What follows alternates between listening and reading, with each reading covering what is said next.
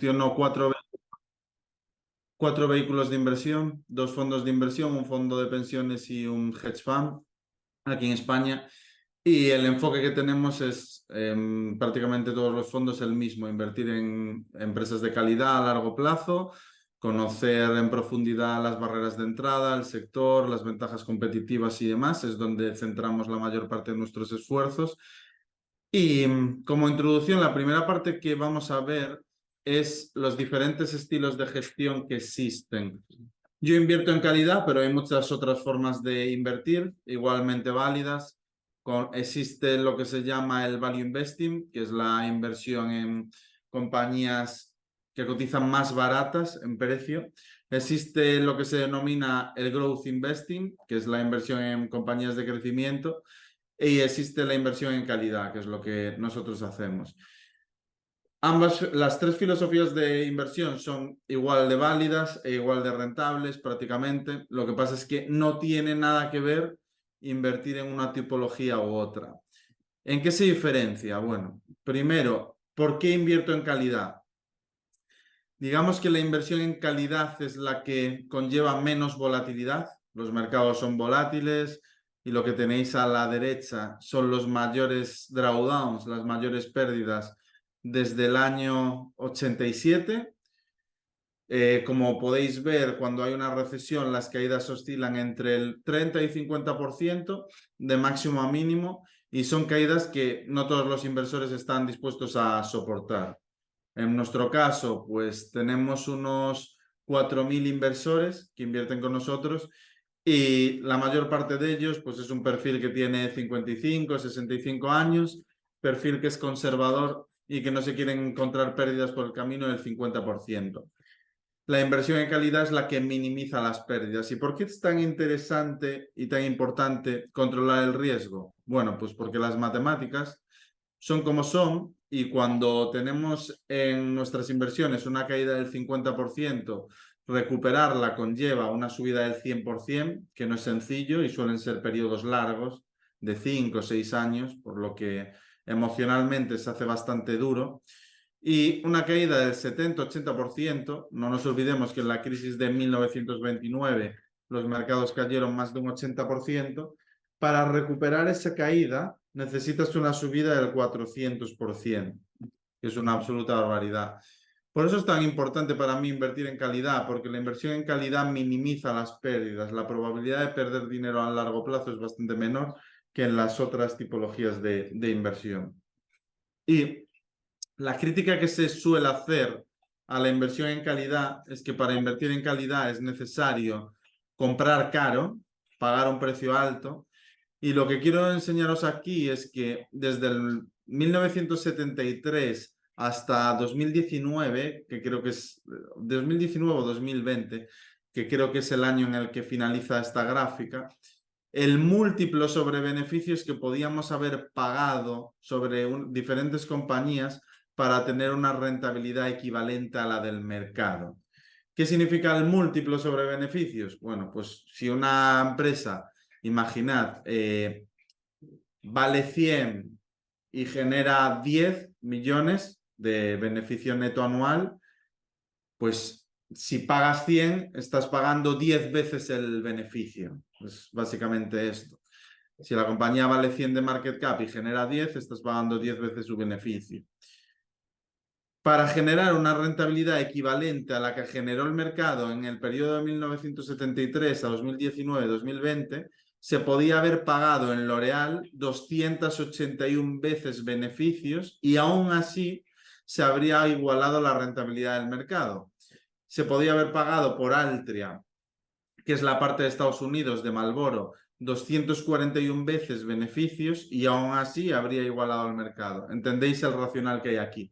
Si en vez de pagar 281 veces se hubiesen pagado, imaginad lo normal que suele cotizar una compañía de calidad, 25 veces beneficios, la rentabilidad anualizada desde el 73 habría sido de casi el 30%, incluso superior. Hablamos de rentabilidades muy, muy elevadas. La calidad en el largo plazo termina compensando.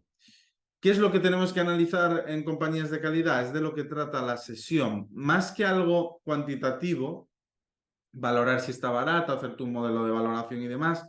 Lo importante en una compañía de calidad no es eso. Lo importante en una compañía de calidad es el trabajo que hay detrás.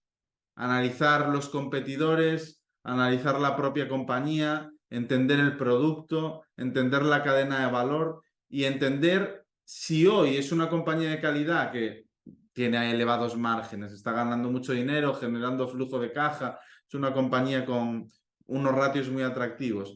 Lo importante es saber si va a seguir siendo así en el futuro. Es ahí donde radica la gran incógnita, lo que es más complicado.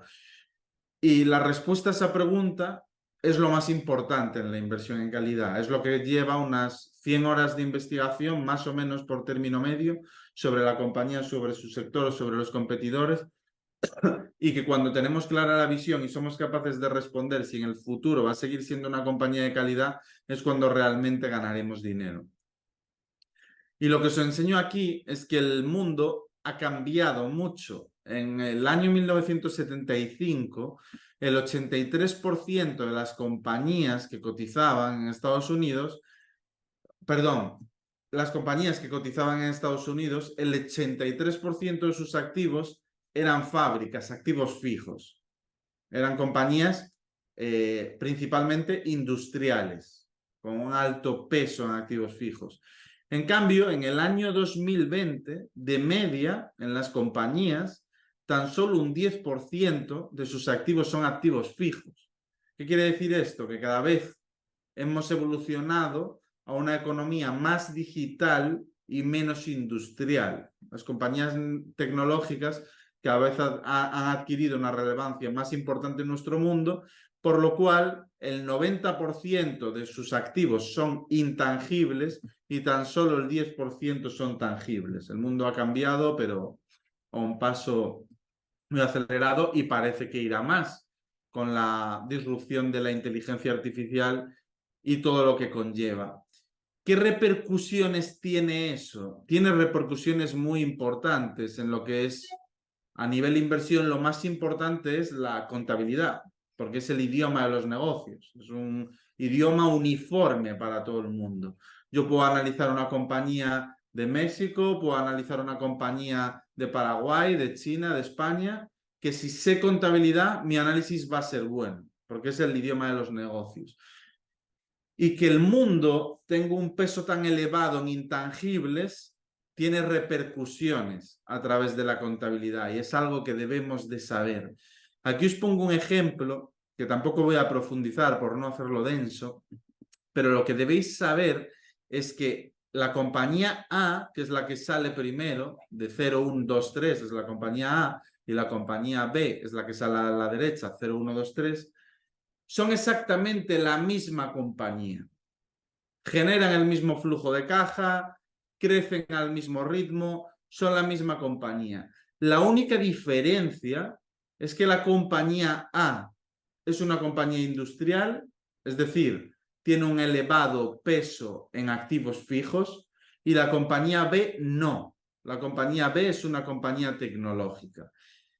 El hecho de que tenga tanto peso en intangibles la compañía B, los intangibles tienen un trato diferente a los activos fijos, que tiene que ver con capitalizar o no capitalizar los gastos en I+D, marketing y demás, que suelen ir asociados a las compañías tecnológicas o de software.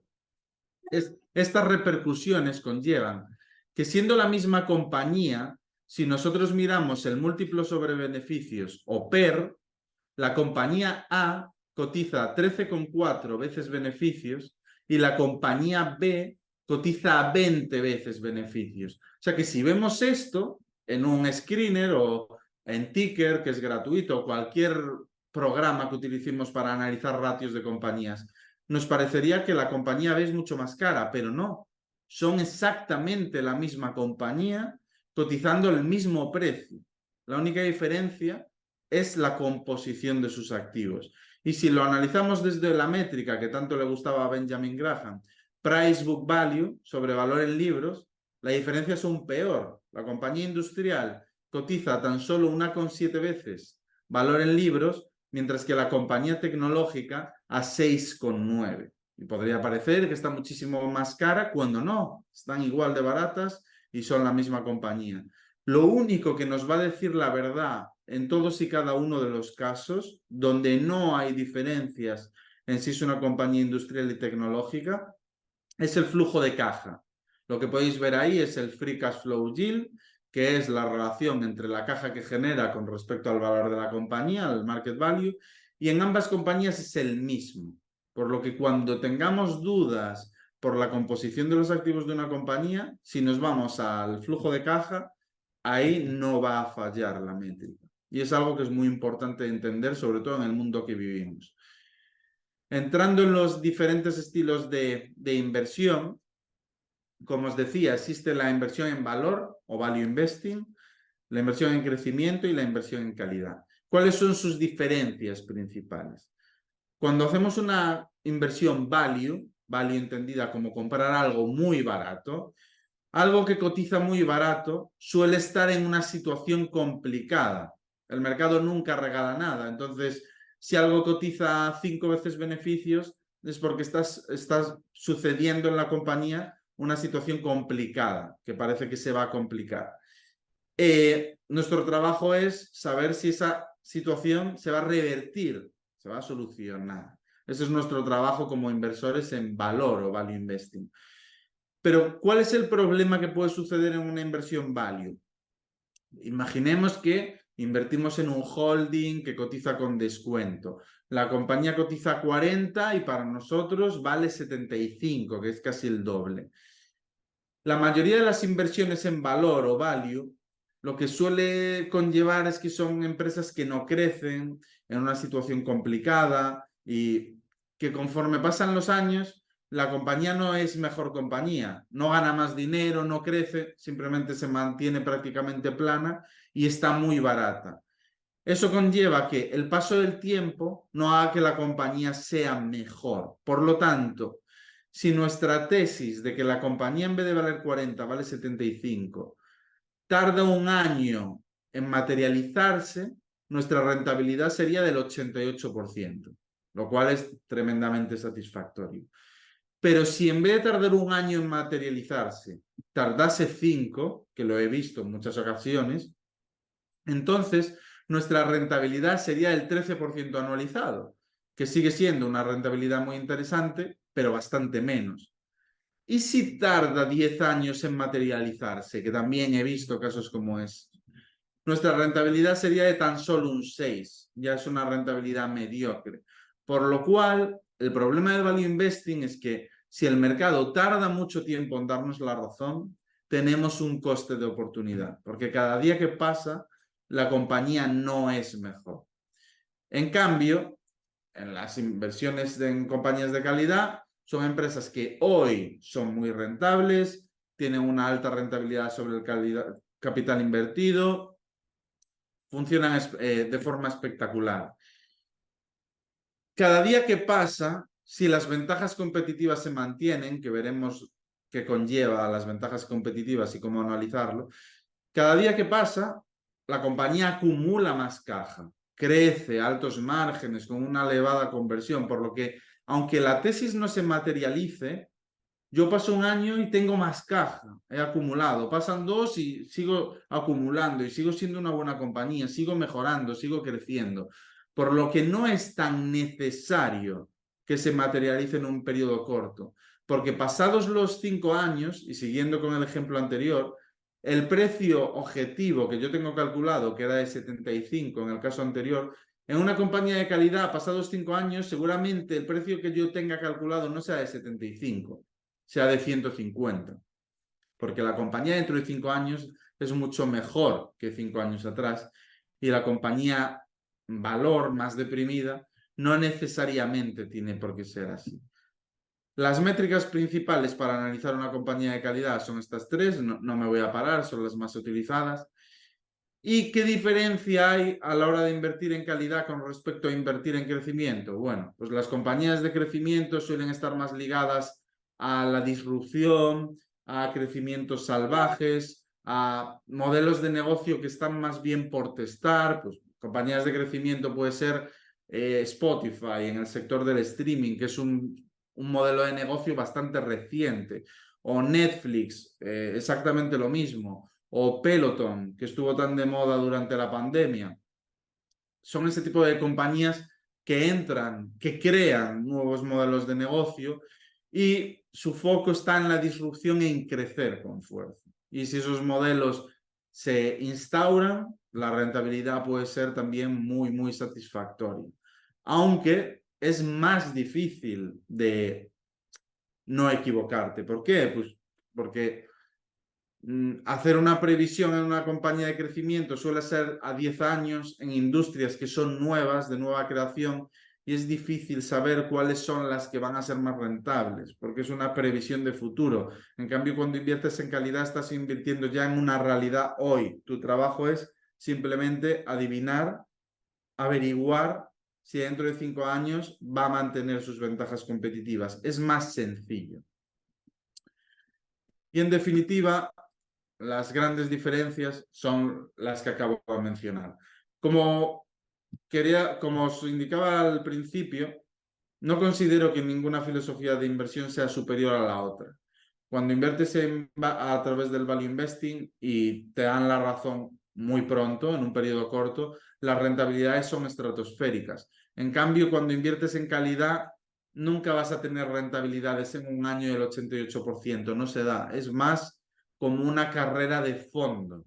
Ganar doble dígito de media al año y no vas a tener ni tantas rentabilidades salvajes, pero también vas a minimizar mucho las equivocaciones. Y ese es el motivo por el que a mí me gusta tanto invertir. A lo largo de lo que hemos visto, he mencionado varias veces el concepto ventajas competitivas o MOAT, en palabras de Warren Buffett, que es uno de los inversores de referencia en la inversión en calidad. ¿Y qué es ventaja competitiva o MOAT? Bueno, son aquellas cualidades que permiten a una compañía generar márgenes y retornos sobre el capital invertido superior a sus comparables. Y esto es lo importante. Una compañía de calidad es aquella que es más rentable que su competencia. No hay sector de calidad donde todas las compañías son de calidad. No, no. Una compañía de calidad tiene que ser superior a las otras compañías que se dedican a lo mismo. Y cuando se da eso, es precisamente porque hay ventajas competitivas, sino porque una compañía va a ganar más dinero que otra que se dedica a lo mismo, porque existen ventajas competitivas.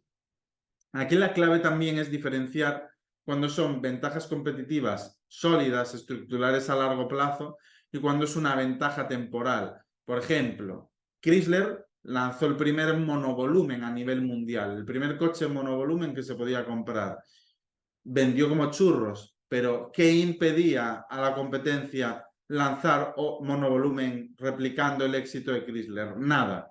Así que cuando todos los demás compañías de automóviles, competencia, lanzaron sus monovolumen, esa ventaja temporal de esas ventas tan potentes de Chrysler se evaporaron.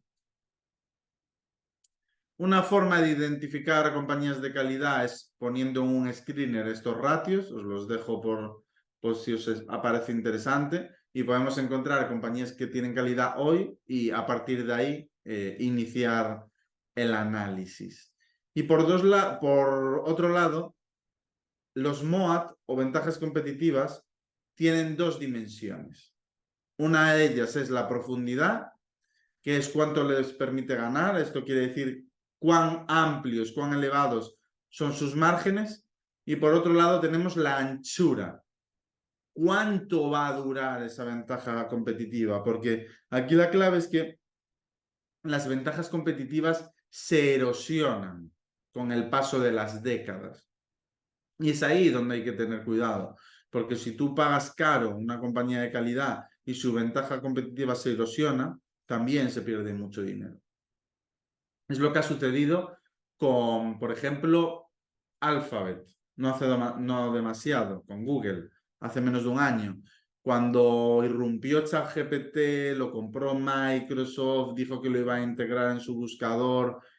Google tuvo una caída del 30% con el paso de los meses por ese ruido. ¿Por qué? Porque se veía amenazada su ventaja competitiva. Google tiene monopolio en los buscadores. Y el solo hecho de que Microsoft pudiese robarle algo de su cuota de mercado ya es tremendamente peligroso para Google. Y eso hace que cuando se dan estas situaciones las compañías de calidad sufran, no están exentas de riesgos. Otra cosa que debemos analizar es, dentro de una industria hay muchas empresas rentables. Si en un sector hay muchas empresas rentables es peligroso, porque un sector que es muy rentable llama a la competencia. La competencia acude en masa, nuevos entrantes. Y cuando hay nuevos entrantes, se incrementa la oferta, lo cual deprime los precios, porque la oferta termina siendo más elevada que la demanda y por ley de oferta y demanda los precios terminan sufriendo. Por lo tanto, los márgenes de toda la industria se erosionan. Por eso hay que tener mucho cuidado con los sectores muy rentables, muy atractivos, muy de moda, porque en el medio plazo suele ser los que peor lo hacen. ¿Qué tipos de MOAT hay? Activos intangibles, esto tiene que ver con la marca, con la reputación de una compañía.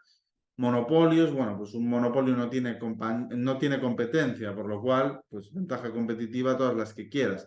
Activos únicos e irreplicables, como puede ser Jungfraujoch, que es una compañía suiza que explota el transporte por ferrocarril a uno de los principales destinos turísticos de Suiza. Otro tipo de MOAT es el coste de sustitución, y me viene a la cabeza el ejemplo que es SAP.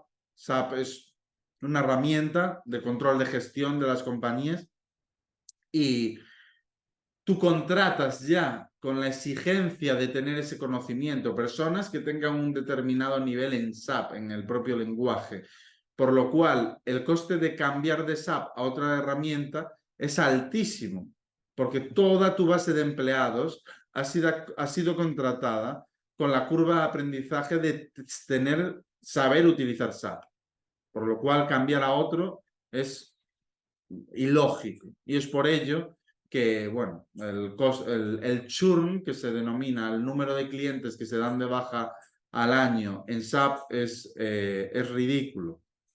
Efecto red es aquel efecto que hace que cuantos más usuarios están utilizando tu producto, más atractivo se vuelve. Ejemplo, los puntos de venta. Cuando Visa está presente en más puntos de venta, más atractivos para sus usuarios utilizar Visa. Los usuarios quieren utilizar tarjetas que están presentes en el mayor número de puntos de venta posibles. Sucede lo mismo con Facebook. Todo el mundo quiere tener la red social donde puede encontrar a todo el mundo. Instagram. Sucede lo mismo con Microsoft, Excel, Windows. Pues al final el efecto red es gigantesco. Ventaja en costes es aquella que te permite beneficiarte de tener unos menores costes que la competencia, que suelen ir bastante de la mano con la escala, que significa que necesitas alcanzar un determinado tamaño, un determinado volumen de negocio para poder hacerlo rentable. Y ahí el mejor ejemplo es el negocio del cloud, que prácticamente solo hay 4 players, 4 competidores: Microsoft, Google, Amazon, porque los demás no tienen la escala suficiente para hacerlo rentable. Y esos serían los diferentes modes o ventajas competitivas, que os dejo aquí breve descripción de pues compañías que tienen el mode de intangibles: Rolex, el símbolo de estatus; Ferrari, símbolo de estatus; Apple. También intangibles pueden ser acuerdos regulatorios. Waste Management, que es la empresa que gestiona los residuos en Estados Unidos. S&P Global, que es una de las agencias, de las 4 agencias que ponen rating crediticio a las compañías. Es un sector ultra regulado, súper difícil acceder al mismo. Son compañías que ejemplos de ventaja competitiva en intangibles. En coste de sustitución, que el coste de sustitución es lo que os explicaba, que es, hay un coste de cambio, de cambiar a la competencia. No me compensa.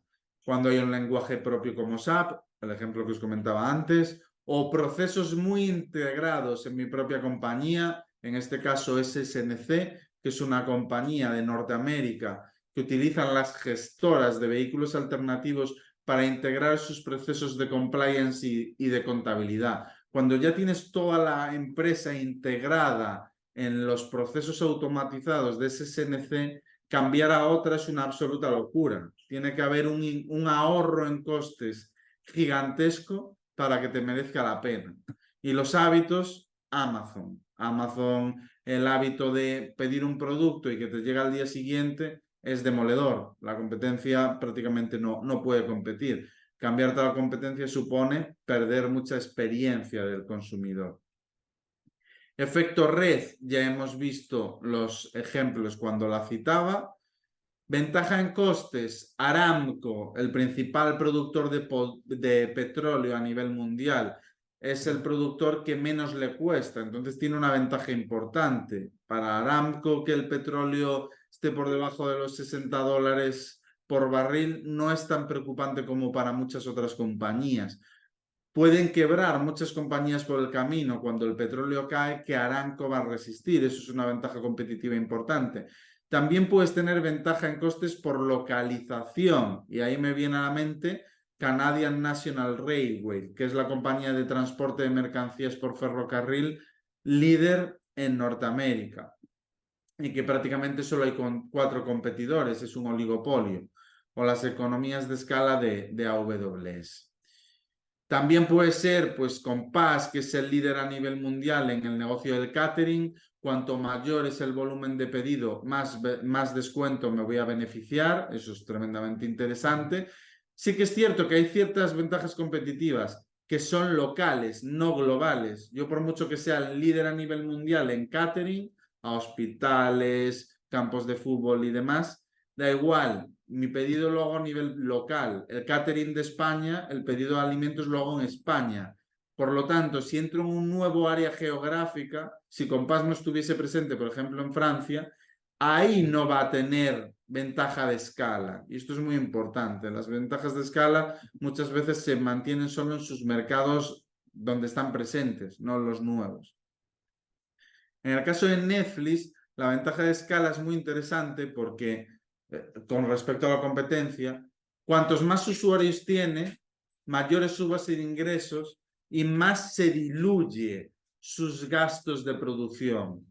Por lo cual, la producción de Netflix, aunque sea la más potente, se diluye sobre una base de ingresos sustancialmente mayor a la de sus competidores, por lo cual representa menos en costes con respecto a los ingresos. Es decir, tiene mejores márgenes, tiene ventaja de escala. Y las ventajas competitivas se pueden combinar. Eso es la clave, invertir en compañías que tengan varias ventajas competitivas de las que os acabo de mencionar. Por ejemplo, cuando tienes ventaja de escala, produces a un menor coste o hace falta un determinado tamaño para poder llegar a ser rentable, más la cautividad, que es lo que está relacionado con la ventaja competitiva de costes de cambio, la potencia de ambos es brutal, porque estás reuniendo las ventajas de producción y demanda. Es muy difícil que el resto de compañías te puedan hacer daño cuando combinas estas dos ventajas. Y hay compañías que no solo combinan estas dos ventajas, sino que combinan estas y muchas más. Por el contrario, hay muchas ventajas temporales que se consideran moats o ventajas competitivas, pero realmente no lo son. Las compañías, por el simple hecho de tener un tamaño muy elevado, no significa que tengan ventaja de escala. O las compañías, por el hecho de tener una ventaja tecnológica, no significa que dentro de 10 años vayan a seguir teniéndola, porque de hecho la tecnología, al evolucionar tan rápido, es una de las ventajas competitivas más débiles. También hay que tener mucho cuidado con los productos muy exitosos, porque pueden ser modas transitorias, y con los procesos que pueden ser replicados. Ahora vamos a entrar, antes de irnos a los ejemplos que son en la parte final, en lo que yo denomino el ciclo del capital. Esta parte está extraída en gran parte de un libro que se llama Rendimientos del Capital, Capital Cycles, de Edward Chancellor, que para los que no lo hayáis leído y os guste la inversión, os lo recomiendo totalmente. Es uno de mis libros favoritos. Y que habla de diferentes puntos que son muy importantes a la hora de entender cómo funciona el mundo empresarial. Por ejemplo, aquellas compañías que tienen un bajo crecimiento de activos, es decir, que demandan pocos activos fijos, como veíamos al principio, que tienen un alto peso de intangibles y poco peso en activos fijos, suelen ser las más rentables. Es una de las claves. Aquí tenéis divididas las empresas por deciles de lo que crecen sus activos, y cuanto menos crecen sus activos en el periodo 1990-2015, más rentables son, que es lo que tenéis a la derecha de todo. Son las empresas que por deciles que menos crecen en activos, y a la izquierda de todo las menos rentables, las que más crecen. Como veis, hay una relación muy elevada entre ambos. Y bueno, lo que nos dice también el libro del ciclo de capital es que aquellos sectores, lo que os comentaba, que son muy atractivos porque se gana mucho dinero, son muy atractivos y demás, suelen atraer mucha competencia y se pone complicada la cosa. Y al contrario, en los sectores donde hay una inestabilidad muy fuerte, donde se está sufriendo, donde está habiendo quiebras, es donde suelen surgir muy buenas oportunidades, porque de esos sectores sale oferta. La oferta se reduce de forma considerable, y al reducirse la oferta de forma considerable, por la ley de oferta-demanda, los precios se elevan, haciendo que las empresas que no han quebrado y se quedan puedan vender con mayores beneficios, con mayores márgenes. Por lo cual es muy interesante analizar esos sectores que lo están pasando mal y quedarnos con la compañía de más calidad, la que sabemos que no va a sufrir, que no va a tener problemas.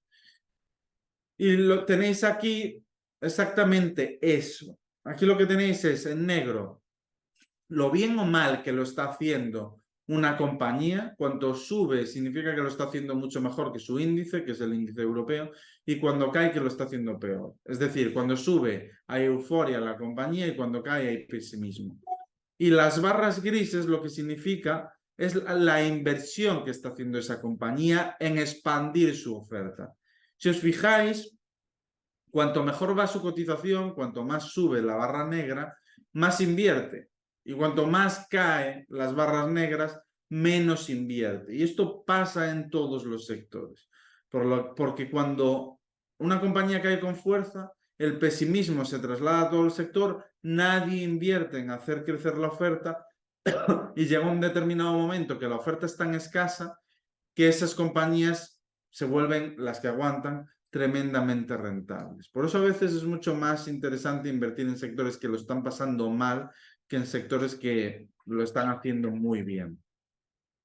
Una pregunta que hizo Charlie Munger en la universidad es: nombradme casos en los que si quieres aumentar el volumen, es decir, si quieres vender más, la solución es vender el precio. Bueno, ese tipo de compañías que si suben precios venden más, se denominan compañías de representación. ¿Qué significa una compañía de representación? Significa aquella compañía donde la decisión final de comprar el producto no la toma el cliente final, la toma el intermediario.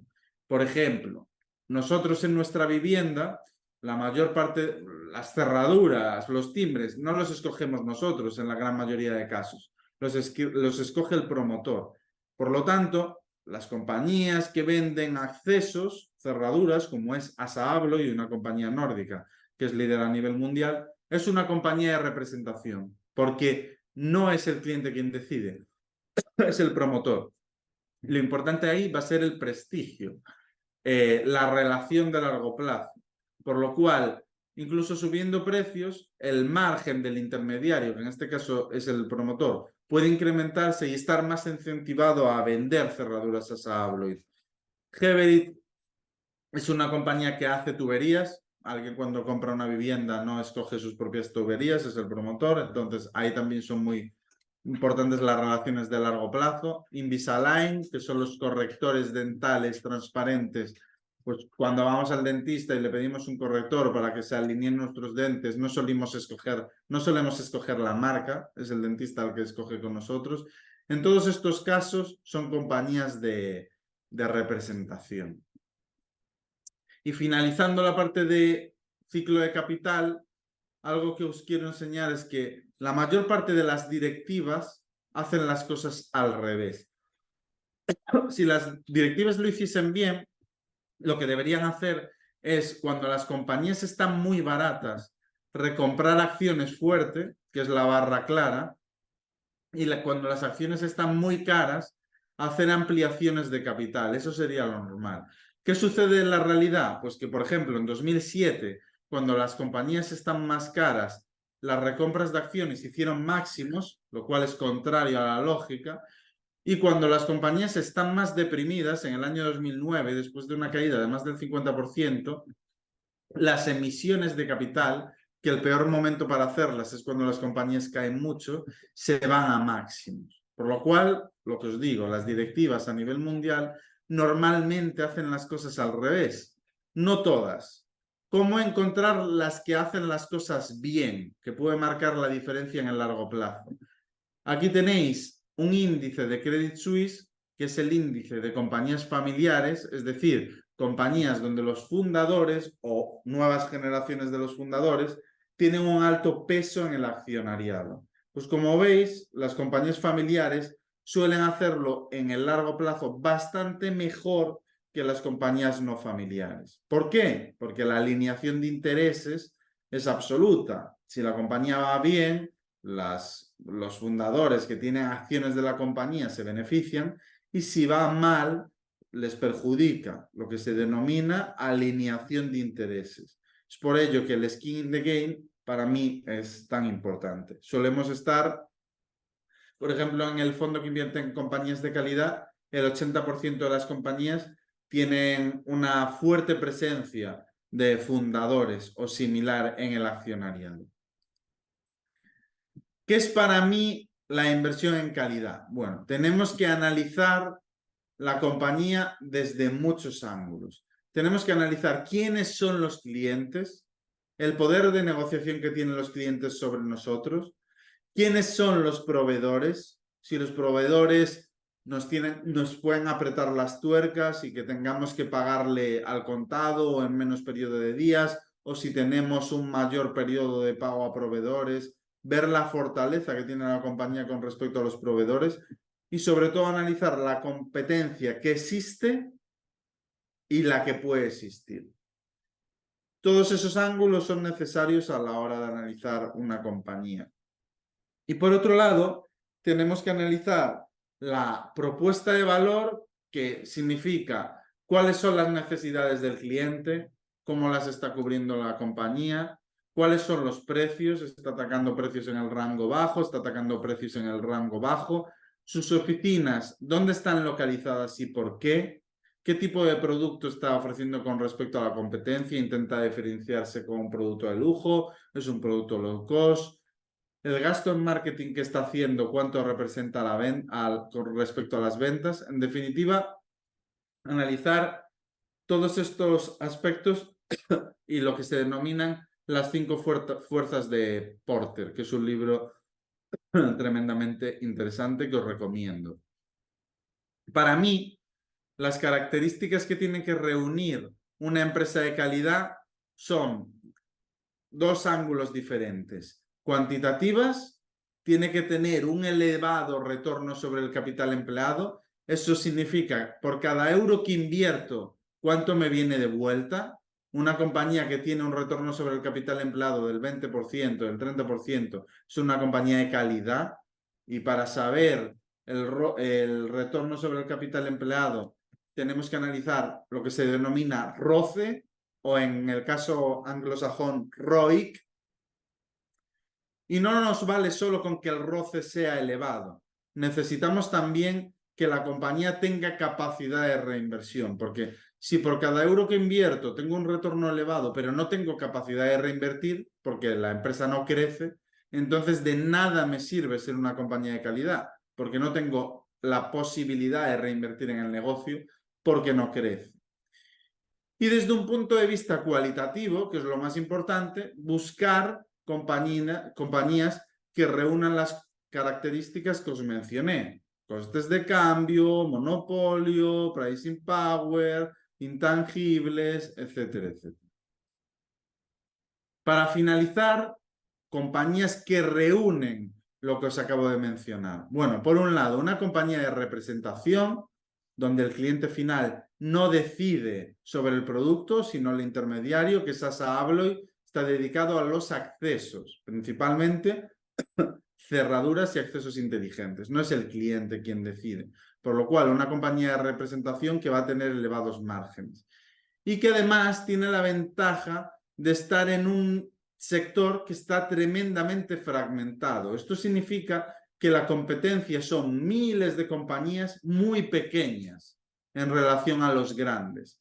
Y esto permite que podamos año tras año comprar compañías e integrarlos en la nuestra. Tal es así que ASA Abloy busca crecer un 4 o 5% a nivel orgánico, esto significa por el propio crecimiento del negocio en sí, y un 4 o 5% a nivel inorgánico. Esto es gracias a compras de otras compañías, que es lo que tenéis en las barras azules del gráfico de la izquierda. El crecimiento inorgánico de la compañía. Otro ejemplo, pues por ejemplo, en los países nórdicos, Green Landscaping, que se dedica a la construcción y mantenimiento de zonas verdes y carreteras. Esto es un modelo de negocio cuyos clientes son principalmente públicos, que es resiliente a las recesiones porque las zonas verdes se siguen teniendo que cuidar aunque haya una recesión, cuyos contratos están indexados a la inflación y cuyas empresas que están dentro de este sector son empresas muy pequeñas y familiares. Por lo cual, Green Landscaping toma el enfoque de convertirse en la empresa más grande dentro de este sector y adquirir a todas esas compañías pequeñas, irlas consolidando. Eso le permite crecer a tasas del 30-40% en un sector tremendamente rentable, estable y atractivo para el largo plazo. Ejemplo de monopolio y ventaja competitiva de intangibles. Games Workshop, para quien no la conozca, es la compañía propietaria de Warhammer que se dedica a hacer figuras de plástico para su fanbase, que es gente mayor a 30 años, que es del mundo de Warhammer, gente muy friki de este mundillo, y venden figuras de plástico con márgenes brutos superiores al 70%. Es prácticamente como si vendieran plástico al precio del oro. Una empresa tremendamente rentable con fuertes ventajas competitivas. Otra empresa con fuertes ventajas competitivas como las que mencionaba al principio, oligopolio en el sector del corcho, Corticeira, con un elevado pricing power. La cuota de mercado en los tapones de corcho de Corticeira, principalmente para el sector del vino, es del 41%, mientras que el segundo tiene tan solo un 18%, por lo que es un oligopolio prácticamente de 2. Al solo haber dos empresas, cada vez que hace falta subir precios, Corticeira no tiene problema y sube precios a sus clientes para repercutir la inflación, como ha sucedido estos últimos años. Las subidas de precios por el incremento del precio del corcho, que viene del alcornoque, han sido importantes y Corticeira puede repercutirlo a los clientes. Activos únicos, os hablaba de Jungfraujoch, que tiene el monopolio del transporte por ferrocarril a uno de los principales destinos turísticos de Suiza, que es el pico de Jungfraujoch, y no tiene competencia. Y además es propietario de los terrenos por los que circula el ferrocarril. Y la única vía de acceso para los picos es la propia infraestructura de Jungfraujoch, por lo cual dentro de 20-30 años va a seguir teniendo la misma competencia, que es nadie, y por lo cual se convierte en una compañía de mucha calidad. Constellation Software, una compañía con elevados costes de cambio porque se dedica al negocio de VMS, que es el software vertical. Esto significa hacer software muy de nicho. Me explico, pues una compañía que tiene campos de golf. El software para gestionar esos campos de golf se lo puede hacer una compañía de Constellation Software, por lo cual si has pagado la creación de un software desde cero, la probabilidad de que dejes de usar ese software que has pagado exclusivamente para tenerlo es muy elevada.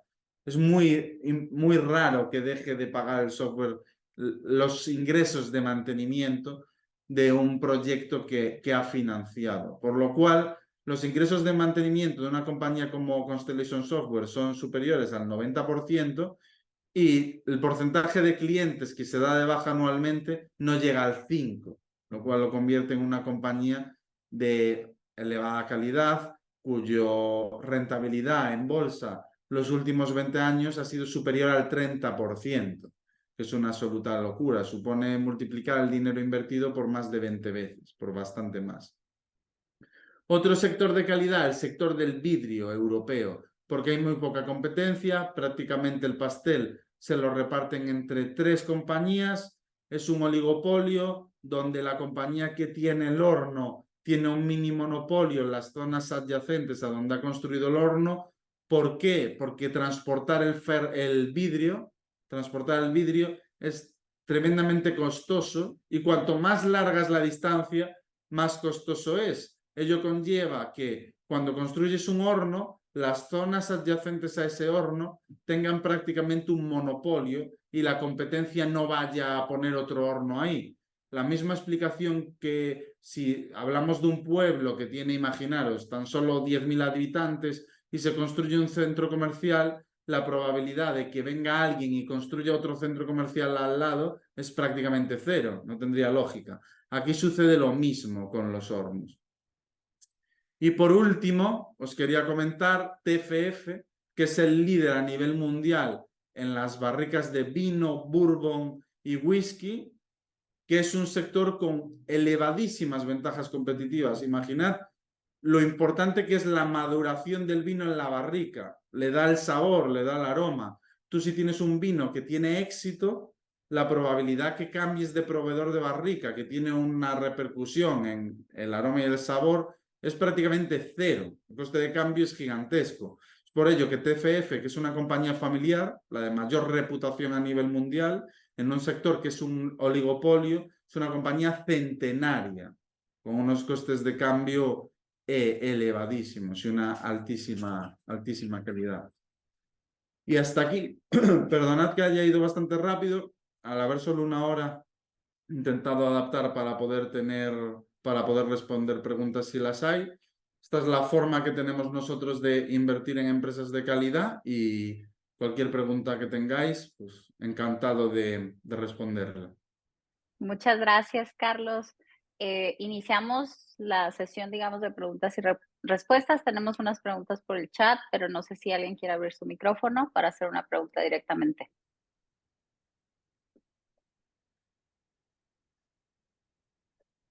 Bueno, si no, empezamos con una pregunta que tenemos aquí en el chat. La pregunta dice, ¿integran de alguna manera el análisis técnico en el análisis fundamental y MOAT que realizan para seleccionar sus alternativas de inversión de calidad?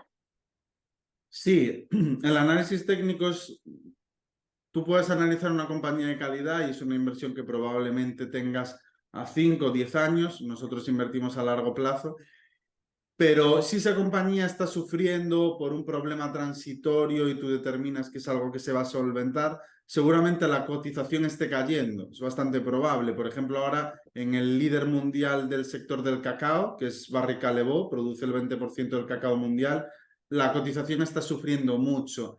Y si inviertes demasiado pronto, puedes tener pérdidas relevantes, por lo cual el análisis técnico te puede proporcionar el momento idóneo para invertir y no tener que soportar esas pérdidas. Digamos que el análisis fundamental te puede decir dónde invertir para ganar dinero, tener rentabilidades satisfactorias en el largo plazo, y el análisis técnico te puede afinar, decir el cuándo. Es un poco como lo entiendo yo. Perfecto, muchas Carlos. gracias. Perfecto. ¿Alguien más tiene alguna pregunta? Nos llega otra pregunta por el chat. Dice, ¿hay manera en que alguna compañía dentro de una categoría quality pueda pasar a growth y viceversa? Que una compañía growth pasa a quality es bastante probable, porque cuando ese crecimiento se desacelera, cuando la industria se vuelve más madura, hay menos capacidad de crecer, sus crecimientos se ralentizan, indudablemente, y puede dejar de ser una compañía de crecimiento porque ya no crece a 15-20% y convertirse en una compañía de calidad. Eso es un proceso que suele suceder, es bastante habitual.